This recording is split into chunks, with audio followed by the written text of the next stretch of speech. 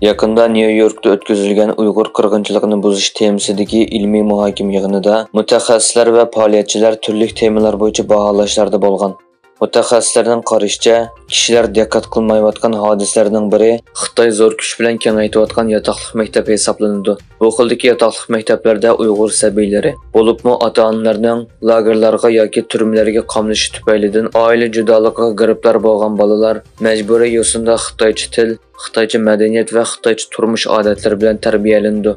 BDT'ning sobiq osonliq millatlar masalalari bo'yicha favqulodda ma'lumotchisi Fernand Varines bu ahvollarning majburiy xarakterini alohida tilga olib, bu xildagi majburiy yo'sinda bir millatni yo'qotish yoki vayron qilish qilmishi haqiqatan odamni shirkindirdi. Biz buni hargizmi qabul qilmaymiz deb ko'rsatdi. Dunyo Uyg'ur qurultiyi to'lqin Aysa bo'lsa, bu vahshatlarning dunyoning ko'zi oldida ep berilayotganligiga diqqat qildi. Amerika Uyg'ur majburiy emgakini cheklash qonunining ijro qilinishi 2 yilga yaqinlashgan bir vaqtda oldingi hafta yangi sun'iy idrok quroli tadqiq qilib chiqilgan bo'lib, bu qurol orqali maxsus Uyg'ur majburiy emgakiga chetishligi bor ta'minlash zanjirlarini aniqlab chiqqan bo'ladi ekan. Xabarda qayd qilinishicha, ta'minlashni izqo'g'lash nomli qurol bo'lsa, echivitilgan sun'iy idrok supasi bo'lib, Bostonga joylashgan Sharq Shimol universiteti bilan Angliyadagi Sheffield Hallam universitetining birlashma turi ekan.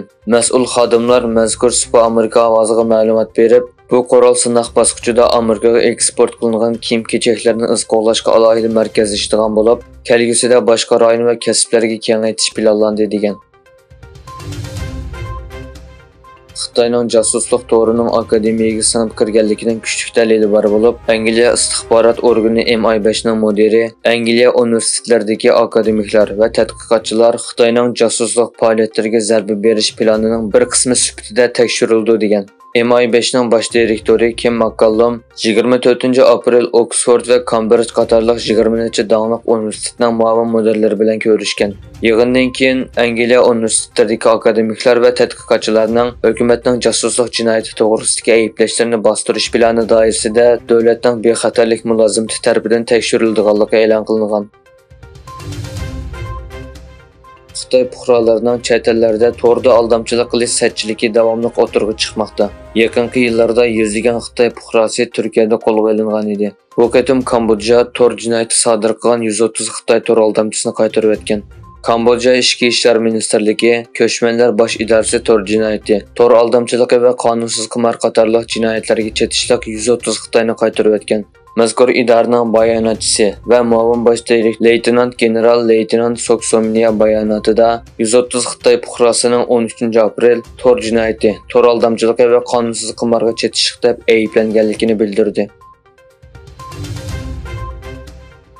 Xabar qilinishicha, Xitoy hukumatining taklifiga binoan Falastin guruhlari Hamas va Fatahning vakillari Falastinning yorishishini ilgari surish suhbatlarining bir qismi sifatida Beijingda uchrashgan. Falastin guruhlari eng oxirgi qatim 2-oyda Rossiyaning poytaxti Moskvada mushunga o'xshash shaklda milliy yorishish suhbati berib, ichki talash tortish va bo'linishni muzokara qilgan. Qozog'iston Jiddiy ishlar ministrligi 29-aprel ofat sababidan uy makonidan ayrilgan 38521 kishining uyga qaytib kelganligini xabar qildi. Egilanishicha, hozir 6726 kishi tarqoqlashtirish markaziga o'rinlashtirilgan. 4-oyning 23-kuni hukumat Kalkun rayonida 44000 bolani o'z ichiga olgan taxminan 120 ming kishining uy makonlaridan ayrilganligini e'lon qilgan edi.